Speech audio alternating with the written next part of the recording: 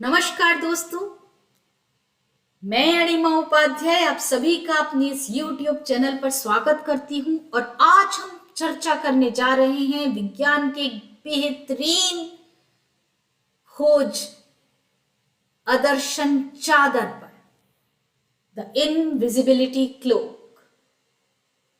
जरा सोचिए कितना खौफनाक है ये सच कि आपके बिना जाने, आपकी बिना मर्जी के कोई आपके कमरे में, आपके घर में उपस्थित है और आप उसे देख भी नहीं सकते। क्या यह परिकथा है या एक सच्चाई है? ये बिल्कुल सच है और मेटा मटेरियल्स के जरिए ये किया जा सकता है। ये प्रयोग करके दिखाया जा चुका है, जो आगे चलकर एक सच्चाई बनने वाला है। और इसीलिए कहा गया है कि विज्ञान व तकनीक वरदान तभी तक है जब तक वो सुरक्षित हाथों में है।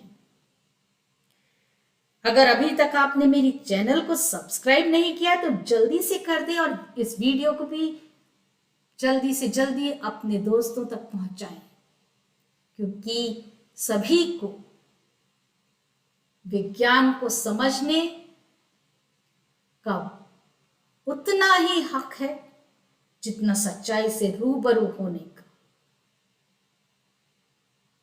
क्योंकि आज जो कुछ कहा जा रहा है वो कल हमारे जीवन में घटित भी हो सकता है। तो आइए शुरू करते हैं। अदर्शन चादर, मेटा मटीरियल्स, और ये कैसे काम करता है, कैसे किसी वस्तु को या किसी इंसान को अदृश्य कर सकता है। जो पदार्थ हमें अदृश्य होने में मदद करते हैं, उनकी खोज 1967 में मॉस्को के फिजिक्स एंड टेक्नोलॉजी इंस्टीट्यूट के वैज्ञानिक वी.जी. वेसिलागो ने की थी, जिसे हम आज मेटा मटेरियल्स के नाम से जानते हैं।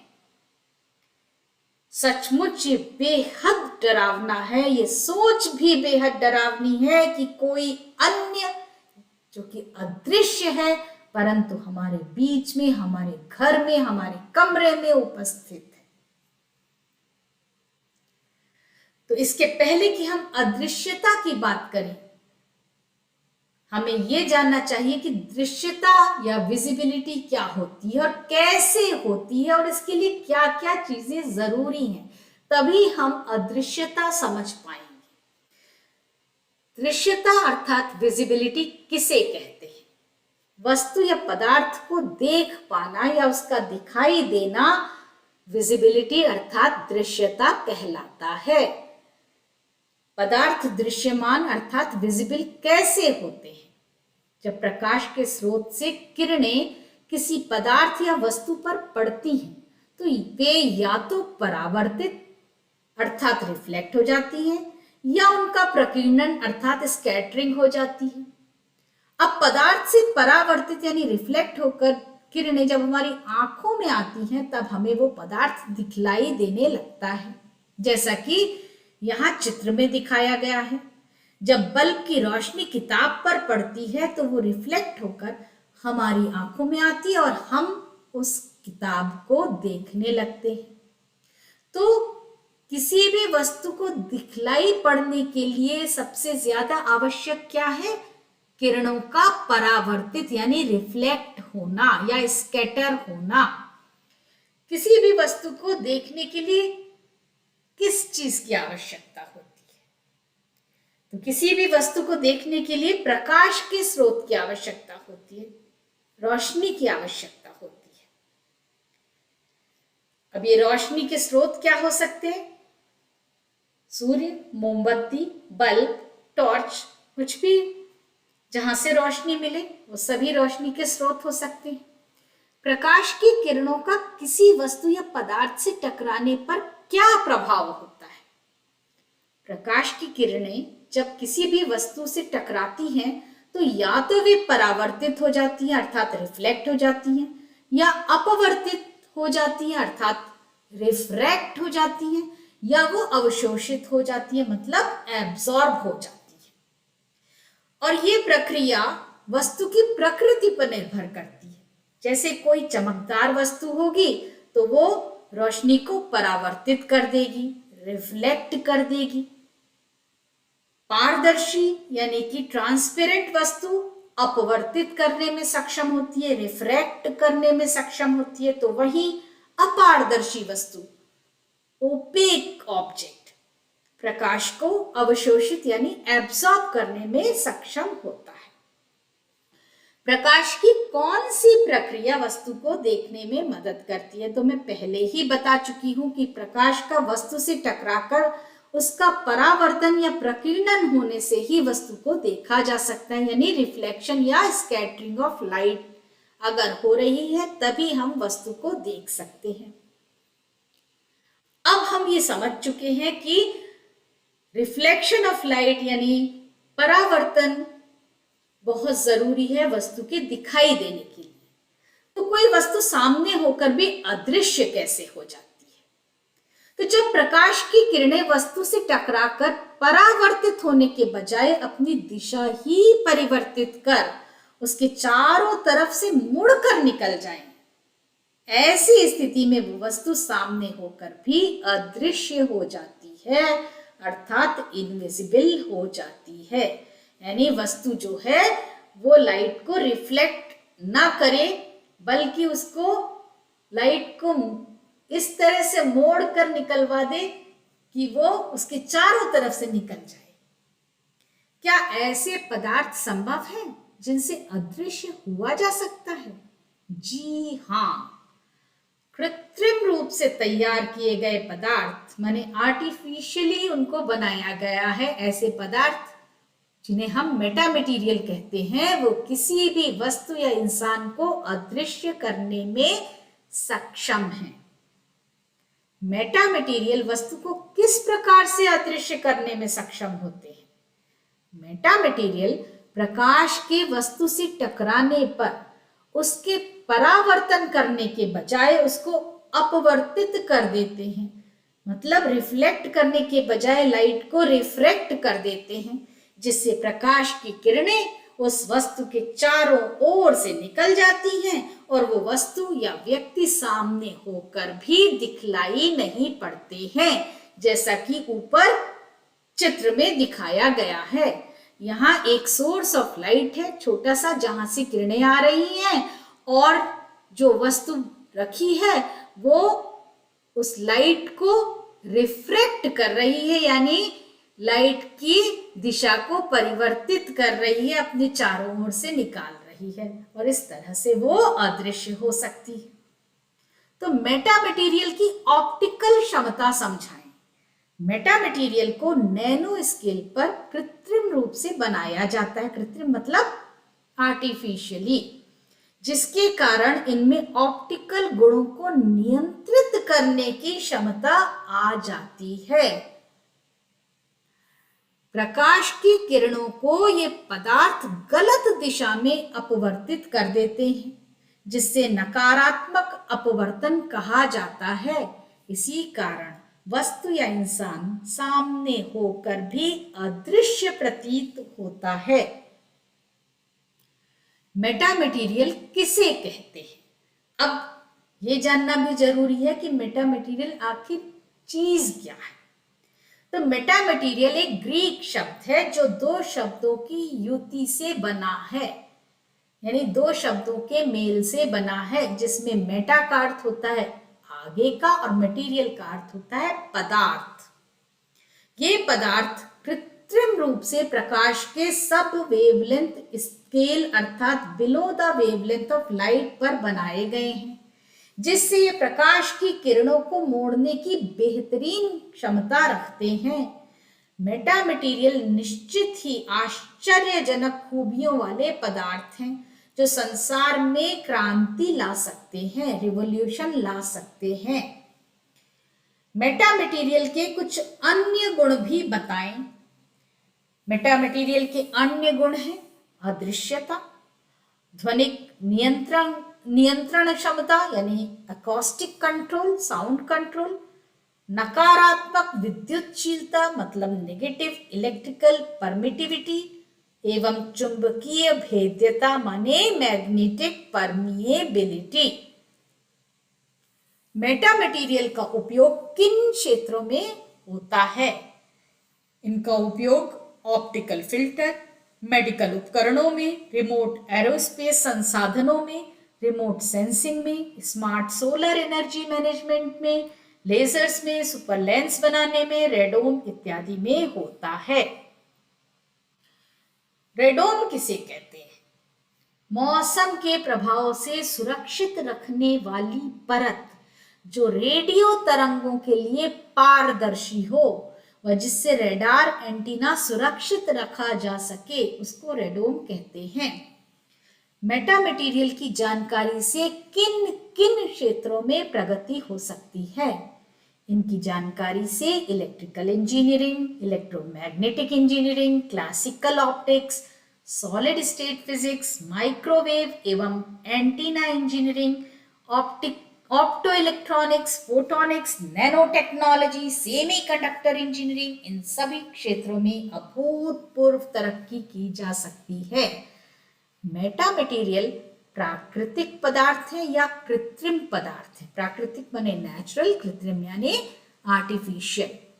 यूं तो मेटा मटेरियल कृत्रिम पदार्थ है, परंतु ओपल एवं वेनेडियम ऑक्साइड कुछ अप्राकृतिक गुण दर्शाते हैं जब इलेक्ट्रोमैग्नेटिक तरंगों से उनका परस्पर मेल होता है, इसीलिए उन्हें प्राकृतिक मेटा मटेरियल कहा जा सकता है। मेटा मटेरियल पदार्थों पर और अधिक शोध करने का जोर क्यों दिया जा रहा है? मेटा मटेरियल पर ज्यादा से ज्यादा शोध का कारण प्रकाश की किरणों के साथ उसका अप्राकृतिक स्वभाव होना है, विशेषकर अदृश्यता जैसी प्रक्रिया का होना, जो केवल और केवल अभी तक परिकथाओं तक ही सीमित था, परंतु वो आज इनके कारण वास्तविकता बनती जा रही है। अपवर्तन किसे कहते हैं? उदाहरण से समझाएं। क्योंकि अपवर्तन की वजह ही अदृश्यता की वजह मानी जा रही है, तो इसलिए अपवर्तन के विषय में जानना भी बहुत जरूरी है।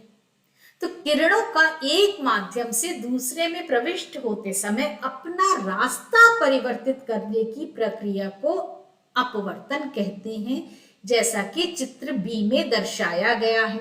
यहाँ IR इंसिडेंट रे है, आने वाली रे है, जो वायु से जब पानी में जा रही है तो अपना मार्ग बदल रही है।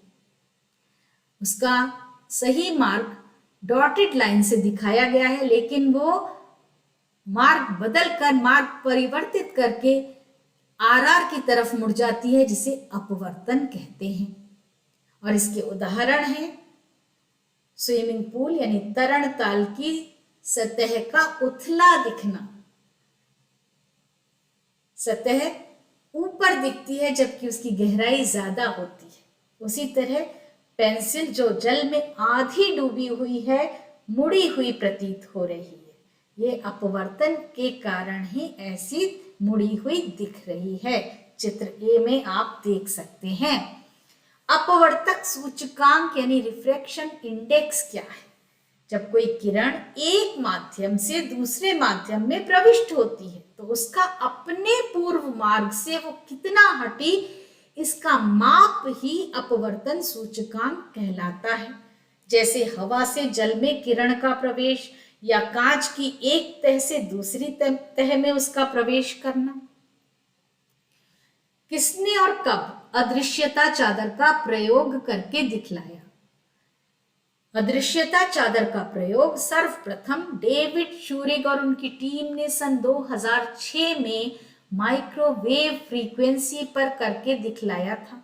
ये ट्रांसफॉर्मेशन ऑप्टिक्स का नमूना था, जिससे रोशनी को अपने हिसाब से मोड़कर, अपवर्तित कर, उसकी दिशा बदल कर चीज को अदृश्य किया जा सकता है। ट्रांसफॉर्मेशन ऑप्टिक्स को मैंने द इनविजिबल क्लोक के ऊपर जो वीडियो अपलोड किया है इंग्लिश में, वहां पर बहुत अच्छे से समझाया है। अगर आप चाहें तो मैं लिंक डिस्क्रिप्शन बॉक्स में दे दूंगी, आप उस पर क्लिक करके उस वीडियो को देख सकते हैं।